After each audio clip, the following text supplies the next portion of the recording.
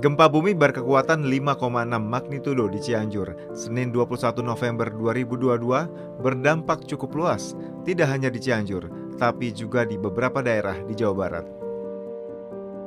Selain itu getarannya bisa dirasakan hingga Jabodetabek hingga membuat masyarakat panik dan keluar dari gedung perkantoran. Dalam program Disaster Briefing yang disiarkan secara live melalui kanal YouTube BNPB, Pelaksana Tugas Kepala Pusat Data Informasi dan Komunikasi Kebencanaan BNPB, Abdul Muhari memberikan update terkini penanganan gempa bumi di daerah Cianjur. Gempa utama itu berada di tengah antara Sukabumi dan Kota Cianjur, kemudian hampir 24 kali gempa susulan yang rata-rata bergerak ke utara di dekat Cianjur.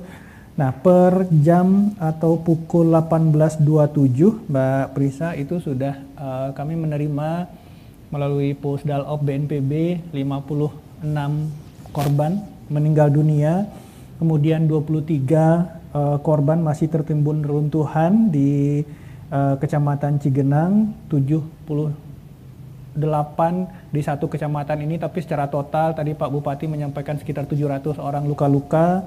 Kemudian ada sekitar 1.773 unit rumah rusak. Dengan hitungan pengungsi saat ini di Kabupaten Cianjur saja yang sudah terdata itu 3.895 orang. Jadi tidak hanya di Kabupaten Cianjur, di beberapa kabupaten lainnya, misalkan di Kabupaten Bandung, Kabupaten Sukabumi, Kabupaten Bogor, juga ada di Sukabumi misalkan ada 336 rumah rusak, dan data ini masih terus kita terima dari lapangan karena semua tim saat ini BPBD, TNI, Polri, Kementerian Sosial, Kementerian Kesehatan, dan BNPB sendiri sudah menurunkan 2 unit tim reaksi cepat dan tim logistik. Kita juga sedang bergerak ke lapangan, itu terus mengupdate data. Tentu saja kita harapkan grafik kenaikan korbannya tidak lagi signifikan, tetapi perubahan data masih cukup dinamis hingga saat ini.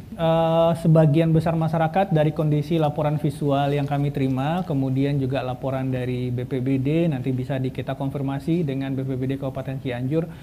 Karena sini sudah menjelang malam, banyak masyarakat yang mulai mendirikan atau menggunakan terpal-terpal untuk mendirikan tenda-tenda darurat di depan rumah masing-masing. Tetapi kami menghimbau kepada masyarakat sekiranya tidak yakin dengan kondisi rumahnya, itu bisa mengungsi sementara di tempat-tempat pengungsian yang sudah ditetapkan pemerintah daerah.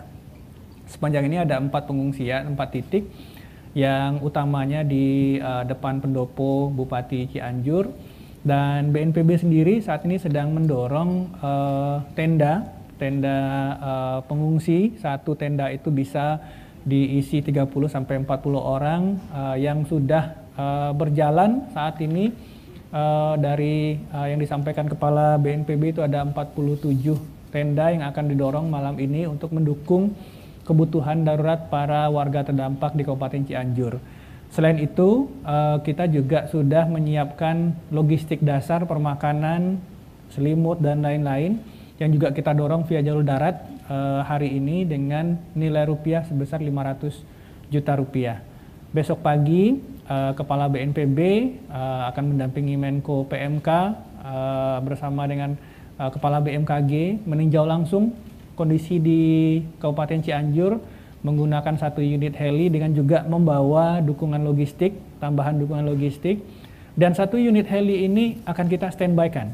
Akan kita standby-kan di Cianjur, tujuannya untuk menjangkau daerah-daerah yang mungkin terisolir. Ada beberapa titik longsor saat ini yang mungkin kalau kita dorong logistik pakai jalur darat itu akan kesulitan.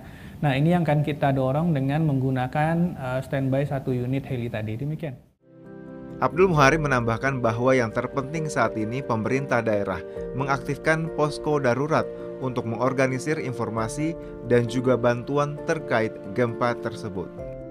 Besok pagi kita akan bersama Bapak Kepala, Bapak Menko PMK, Kepala BMKG, kita akan menggunakan heli, akan meninjau langsung ke lokasi terdampak untuk memberikan dukungan dan Yang paling penting sebenarnya untuk mendorong pemerintah daerah segera mengaktifasi posko, posko darurat, karena posko darurat ini sangat penting untuk mengorganisir distribusi bantuan, penerimaan bantuan,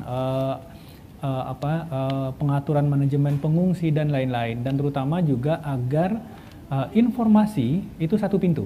Oke. Ini yang paling penting, karena kalau misalkan dalam 1 kali 24 jam pasca bencana itu masing-masing masih di lapangan, belum terkoordinasi dari satu pintu, makanya terjadi perbedaan jumlah data dan lain-lain. Mulai besok sore kita akan mengkondisikan seluruh data itu masuk ke posko dulu, dimatangkan di posko, divalidasi, baru nanti kita press release kan ke media untuk sebagai salah satu-satunya saluran resmi untuk data yang ada. Setelah itu keluar di media, ini sudah akan menjadi data resmi pemerintah.